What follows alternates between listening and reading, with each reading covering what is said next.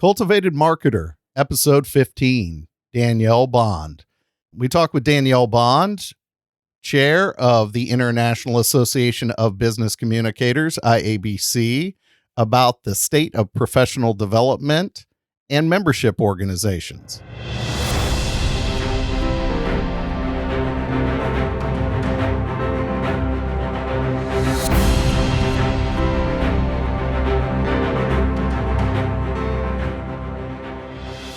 Welcome to CultivatED Marketer, where we talk marketing professional development so your garden of opportunity grows. This is Brent Bowen.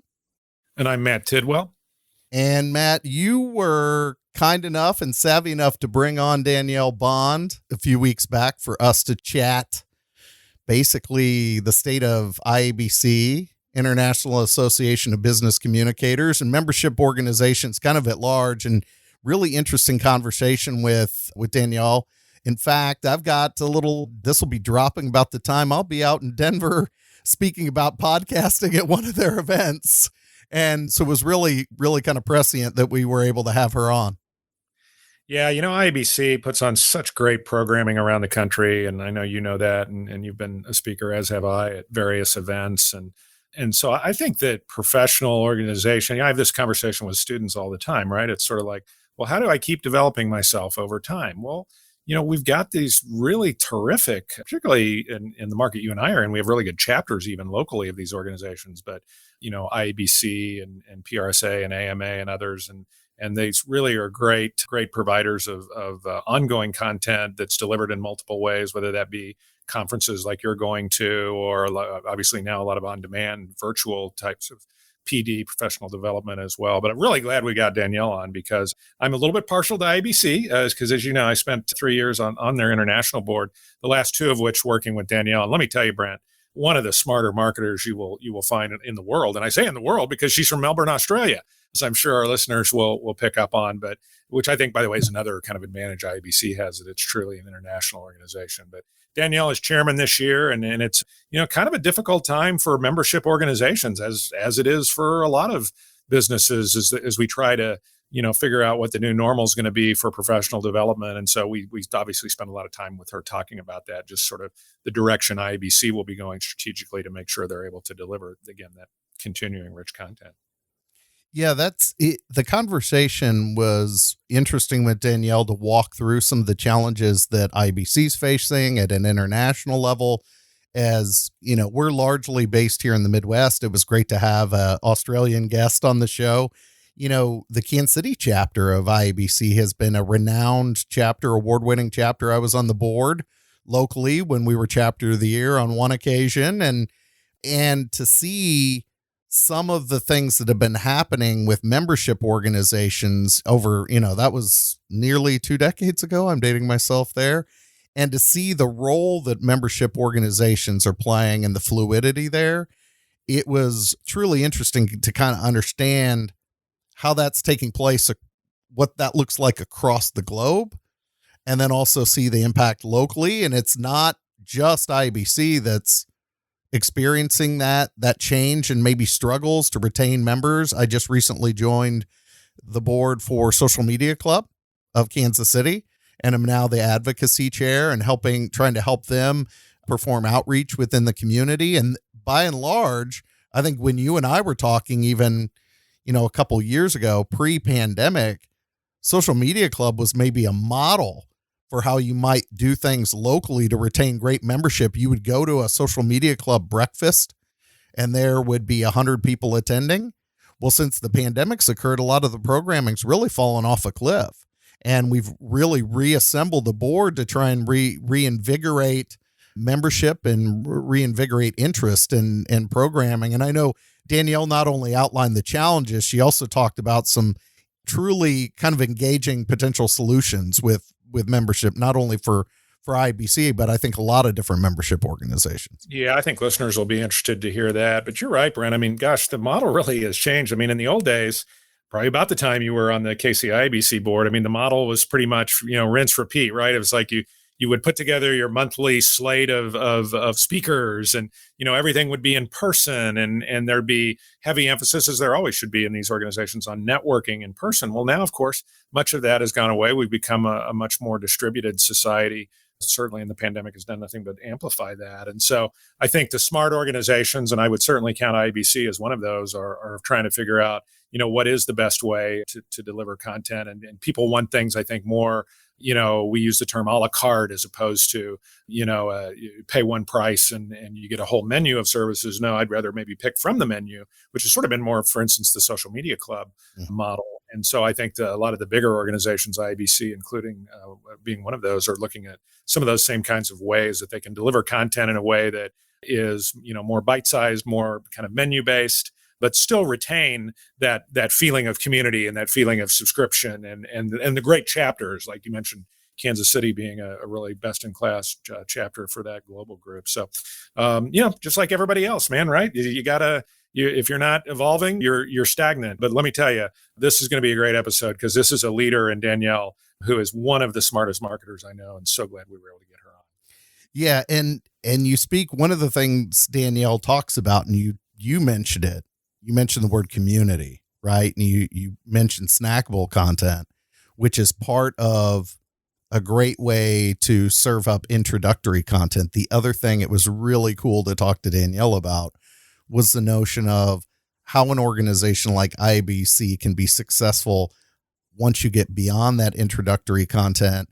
And one of the benefits of a truly global international organization can bring once you get into depth of content and specific community. You mentioned the word community, getting into the communities of interest, and that conversation we had with her about communities of interest, specific interest groups, and being able to work together to share case studies and find solutions, which hits a depth that you don't get at a breakfast. You don't get at a luncheon.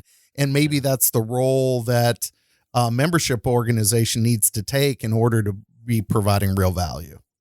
Yeah, in fact, one of the projects I'm working on right now for IABC, you just mentioned it, is the special interest group project, where and myself and some other people that have been involved in the board through the years, and key volunteers are also in that effort. But because we're not just marketing communicators, we also serve, most of us, a very, particularly if you're in an organization, a specific segment. You're a healthcare communicator, you're an engineering communicator, you may be an academic communicator. And so, with each one of those segments brings, of course, as you spent many years in financial services. Those are different challenges as a financial services communicator than you would have, say, in healthcare. Some are the same, but there are also nuanced differences. And so one of the, again, you want to make sure you're relevant, right? That's another piece of staying viable. And I think the special interest group project for IABC, which I think we do talk a little bit with Danielle about, very excited about where we're going with that, because I think it does provide, quite a bit of value in those very specific niched areas. Well, folks, let's not hold you back from our conversation. We'll go ahead and let you dive into the pool of our conversation that Matt and I have with Danielle Bond.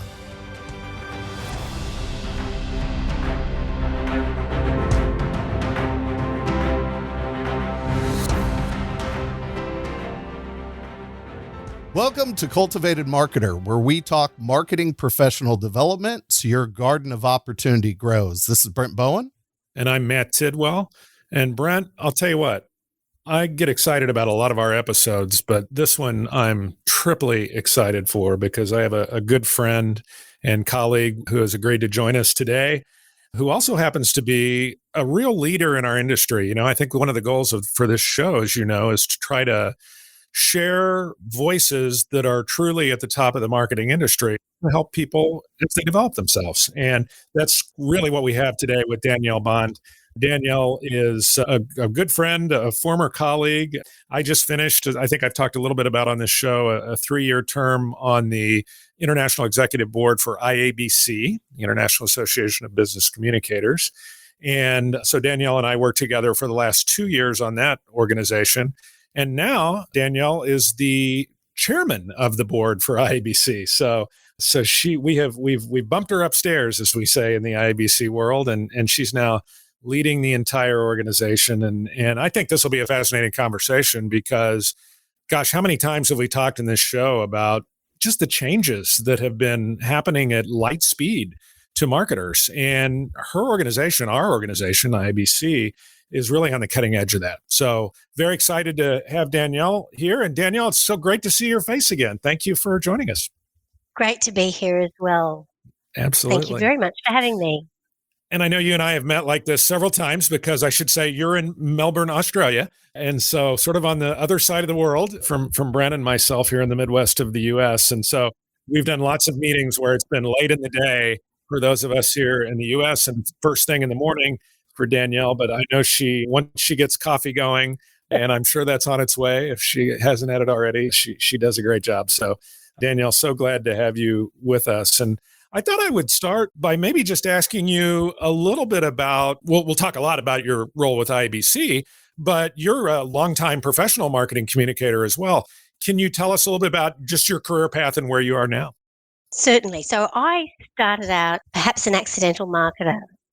I was meant to become a lawyer, and I realized in the middle of my tax law course, as I looked around the room and looked at my very substantial Taxation Law of Australia book, that this was not the profession for me. And I had always enjoyed in my humanities degree the journalism subject, public relations, political science. And so I set about a different career path. And for the early years of my career, I actually worked in theatre and radio. So that was quite fun, actors and broadcasters. And then I found my way, somewhat strangely, given that I was meant to be a lawyer, into a role as a professional services marketer with a law firm. And then I've now spent decades working in consulting firms, first commercial law firms. Then I worked for Ernst & Young in the accounting world and business financial advisory. And now I work for an engineering and design consulting firm. So I've spanned all the professions. And I guess what's common about that sort of career path is really the exposure to a broad-ranging group of business issues and working with consultants and professionals, helping their clients resolve those issues. Interesting. Yeah, absolutely. And you, let's see, you mentioned that Aurecon is an engineering consulting firm, or? So, well, we're based in Australia, but we operate across Asia Pacific. So we're in 12 countries. We're about 5,500 people, and we do lots of, I guess what most people would see is infrastructure. So if you think about the water that comes into your home, the electricity that drives our lives, the transport networks, the buildings that we live and work in, and engineers played a role in all of that. And my coffee has just arrived, Brent, and that. So, I'm a happy woman now. Your able assistant. Yeah, your team member did a nice job of delivering that very quietly. We had to go meta on that notion. We always giggle about my coffee. People who have been to Melbourne, Australia might know we're a bit special about our coffee. A lot of Italians in this city, and coffee is good. That's great. Big fan of go-go juice myself. So yeah. Well, I know a lot of our listeners probably know about IABC because a lot of them are members. For those who aren't, I know, and Brent, I know you've been very involved with IABC as well. What makes, I think, IABC different to me is, in one way, just the I at the beginning of the name. It's truly an international organization. So, I know a lot of us are based locally, local and regional and national organizations that are in this marketing communication space. But what's unique about IABC is that it's truly, one of the things that's unique about IABC is that it's truly international. And so I think as our world shrinks, and I work with young communicators all the time and think, oh, gee, well, I really need to do things globally. Answer, yes, it's just a matter of time. That's a thing that really sets IABC apart. But Danielle, I'm wondering if you could tell us, how do you position IABC in terms of what role does it have to play in business globally? And then what role does it have to play and what value does it provide for marketing communicators who belong? Great question. Maybe I'll start with why I think people join professional associations and the benefit of those associations to you. For me, I joined IABC when I moved to Melbourne, Australia. I moved from Sydney, where I'd worked for many years, and so I was moving into a new city, and I didn't have a strong network. And I joined IABC, and they became my go-to network. And it's always been really helpful for me in my career to be able to access people both within my organisation but outside who do similar work to me, people that I can just get input from, test some of my thinking. Early in my career, I was on my own as a marketer, and that's can be quite tough, right? And later in my career, I was fortunate to join larger organisations where I had a sort of an in-house network, to peer-to-peer network to work with. But for many of us, associations fill that space. IABC, I think, is uniquely positioned because of its international, as you said, Matt. So I think that's our proposition, is both the I and the B of IABC. So business communicators, our job really is to help our organisations be successful, leveraging the power of strategic communication. And that, combined with international, really helps you access some best practice, some powerful networks and connections. So as an example, when I'm doing my day job and an issue might come up, say climate change, pretty topical at the moment. The United Nations just released that quite startling report yesterday, 1.5 increase in temperature, real. So I sit here working with my organisation in two ways, thinking about that issue, both what we're doing as a company in the ESG space, and then how we position our services for customers who are trying to figure out climate transition risk, etc. I'll always go to IABC to find out where is the best practice happening. And in the case of ESG, I often look to Europe, and I look to our European networks and chapters, tap into people who I know do that work. When it comes to other things that I tackle in my day job, crisis communications, I might look to the United States, where there's a lot of people who are doing that work. And then in terms of marketing communications, I can plug into just a vast network of industries and professionals. So I think that's the proposition broadly, Matt. Great. Yeah, I think Danielle, those are great insights. And you talk about, it's interesting from a professional services standpoint. I was thinking back to even some legal folks that work in the legal space here within the States, and they're often a marketing group of one. So the peer-to-peer element rang true for me. I know a lot of reformed lawyers that are now walking the path that you've walked as well. And you've talked about that peer-to-peer component, and that's a very invested approach to kind of the peer-to-peer network and thinking about that globally, both the I and the B. But Matt and I've seen through a lot of our conversation that people are starting to approach professional development in different ways, that it's really starting to change. And they may not have or understand that value proposition. So as a multi-decade IABC member myself and a former local board member for several terms, how is IABC maybe adapting to either the future or even, to your point, maybe even more effectively marketing what you just articulated around the value proposition of the organization and what it could really do in that shrinking kind of global economy? Well, I think there's two things that really I'd respond to. Firstly, we have to meet members where they are, and we have to be flexible and let them make the choices that work for them. And I agree with you that choice, and sometimes I might just want to access some content. Other times I might actually want to connect with some people, or I might just want to come along and browse some of your professional development courses. I may not have a lot of time for volunteering. So we have to be flexible in giving people those choices. and recognizing that for different I'll stick with marketing, given this all is, different marketing comms folk will be looking for different things depending on where they are in their career, what industry perhaps they're working in.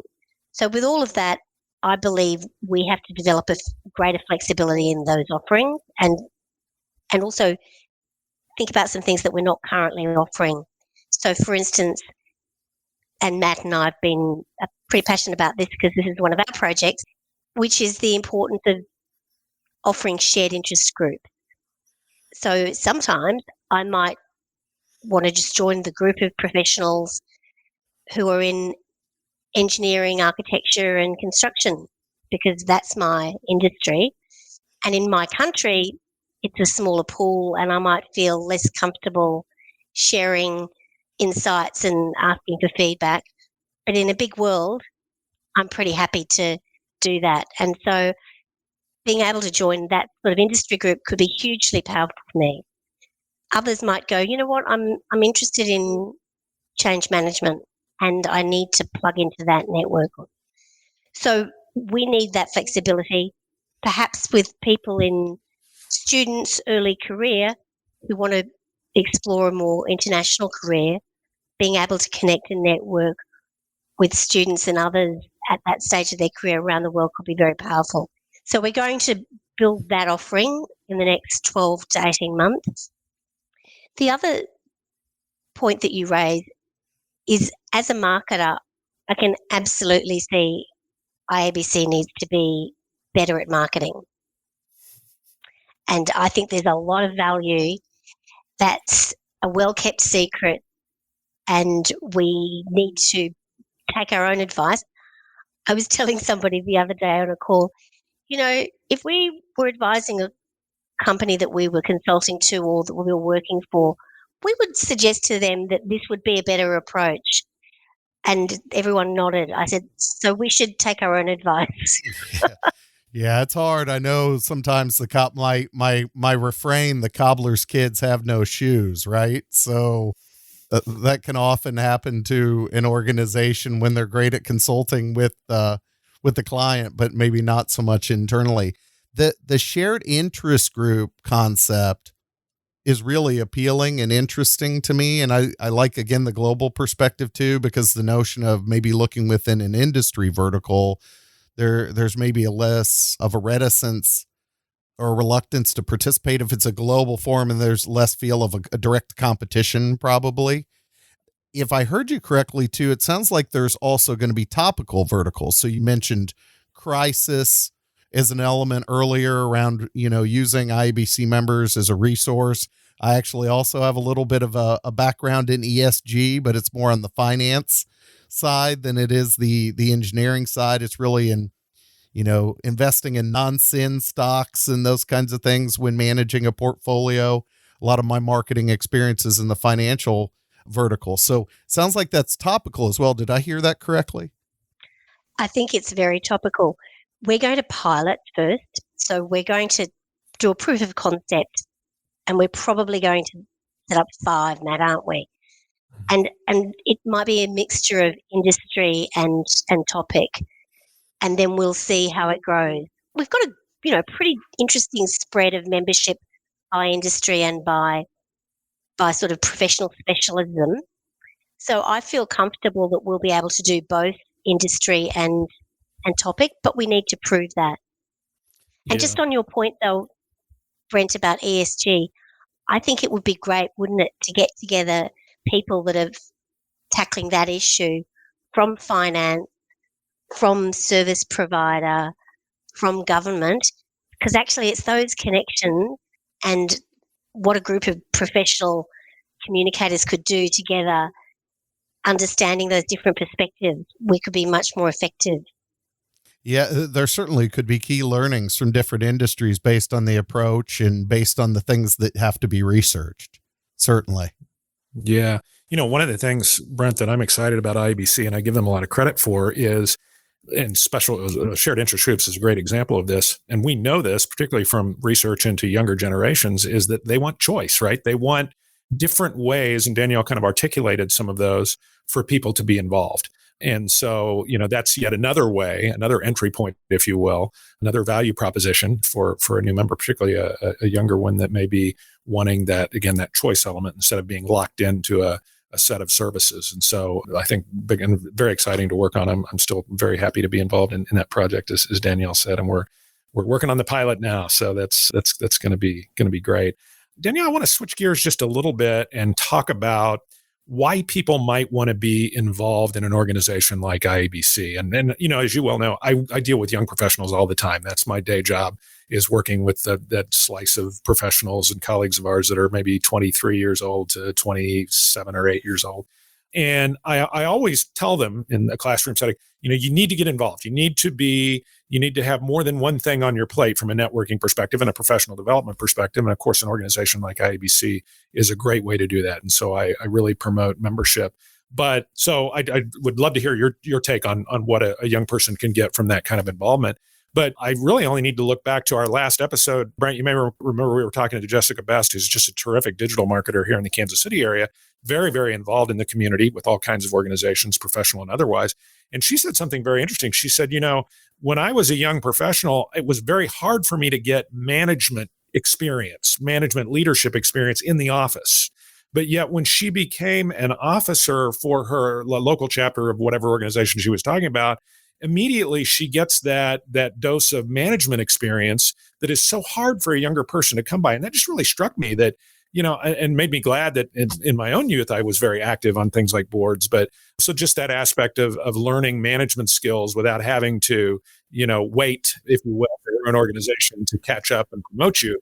And so I think that's just maybe one element of what being involved in an organization like IABC can provide. But I know you spend a lot of time thinking about our over 1,000 volunteers across the globe and what they get out of that experience. So maybe if you could talk a little bit about that would be great. So 1,000 volunteer leaders across the world, it's quite remarkable, really. And they are the backbone of the organisation. And why do they do it? It's for a variety of reasons. And I think younger professionals will relate to one quite important one, which is a shared commitment to our reason for being as an association. So, we believe passionately that strategic communication can be very powerful and a force for good in the world. It helps deepen understanding across communities around important issues. It can inspire action, and we recognise that there is a difference between words and action, and the very best, most effective strategic communication does indeed straddle that. And then, for a purpose. And sometimes it's a business purpose. Sometimes it's to help my organisation be financially successful, grow, better serve its customers, better serve its community if it's a not-for-profit or government. But other times, and we've got comms pros working on some of the most challenging issues facing our world. So I think if you care about that, it's a great idea to get involved in an association that's advocating for that. And a big purpose of IABC is to advance that narrative, that proposition for the world. So that's the lofty, and I connect with that personally. And then there's the relationship aspect. So I would describe us as not a transactional organisation, but really a relational one. And sometimes you'll be very actively involved, and you're absolutely right. The path to becoming a volunteer leader is quite a short one, which is quite exciting, right? Compared to other professional organisations where it might take you 10 years to get an opportunity to join the local board. IABC is much faster, very open to having a great mix of people and experience. And we see developing volunteer leaders as a really important part of our mission. So we have a leadership development program that runs year round.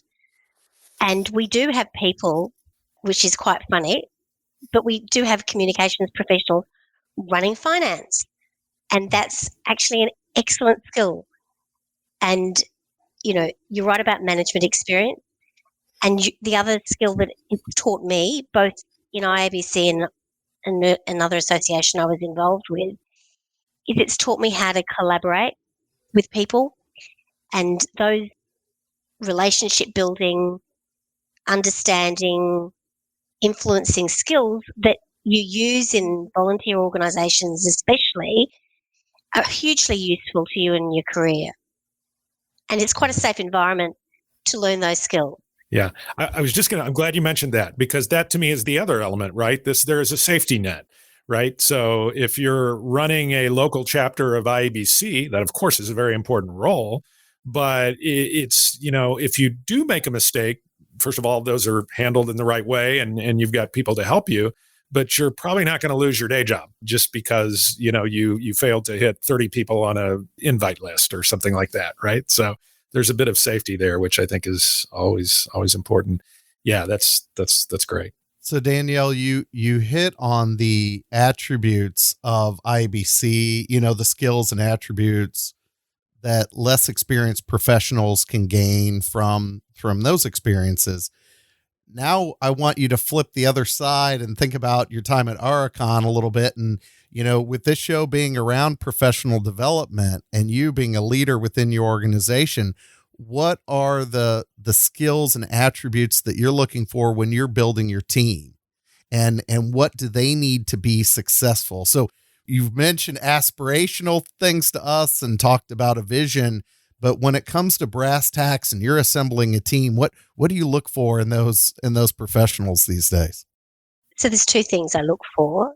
One is technical skills and capability, because I run the brand marketing and communications function. So within that function, I have a creative team, I have a digital communications and marketing team, I have people who are expert in internal and external communications, and then I've got what I would describe as really strong marketers, content marketing professionals. So there is a skill that I'm looking for, but I actually hire more for attitude, propensity to learn, desire, curiosity, whether I think people are good at working in teams, because I think today marketing is a team sport, not just working with inside the marketing function, but how effectively we can collaborate with our sales force. Sometimes we might be working with internal functions, HR, IT, our C-suite. That ability to collaborate in a really constructive way in a professional services context is mission critical. I've worked in organisations where there's been a lot of internal competition, sometimes between comms and marketing, sometimes between marketing and HR, and that doesn't help anybody. So I look for people who are great at building collaborative, constructive relationships inside and outside the organisation. Yeah, helping everyone to deliver a solution. I don't know if you've watched Ted Lasso. That's near and dear to everybody's hearts here in the States, I know, and maybe some folks in the UK. It's a Apple TV show with a prominent local actor. But as you were talking about that, and you saying it's a team sport, there's a football player in it that he doesn't learn to make a pass until the very last episode. And it comes to break the coach's heart in one way, but make him extremely proud in another, because he taught him a better attitude, which is hard to do. I was glad to hear about as somebody that used to run an intern program for a large organization, attitude was generally the thing I know I looked for quite a bit, in that propensity to learn. So thank you for sharing that. And look, I think it's one of those things where if you want to build a high performing team, you're really looking for people who are competitive as well. So getting that mix right of people that really want to do a great job and win, but also want to do it as a team. I'm sure there's a lot we can learn from sports. Sure, absolutely. Teamwork and everything else, as they say. This has been a great conversation, Danielle, but I want to maybe just to kind of bring us to a close. This has been a tough time for the last, year and a half for organizations all over the world, membership organizations, professional organizations. And And so, you really have as I see, you're coming on as chair of an organization that, just like a lot of organizations, has struggled with the pandemic and keeping, people engaged and having to evolve, as you've mentioned so well. And so I'm curious about, you're, I think, a month into your chairmanship now. And so I just talk a little bit about that. That I would think that there are two kinds of people. There are those that could, run from that opportunity, or those that could sort of run to it. And I see you very much as one that has run to it. And so just curious as to what gets you up in the morning from that perspective, knowing that there are thousands of members and volunteers that are looking to you and to our board collectively to help transform the organization. How are you feeling as you move into that daunting challenge? Well, I'm feeling pretty good. There are some mornings where I'm like, oh gosh, it's a big responsibility. I do feel that, the organization's been around for 50 years and, you want to look after that legacy, right? And I think it was you who said to me, Matt, that we could think about leading through this pandemic and focus on, oh my gosh, it really is tough.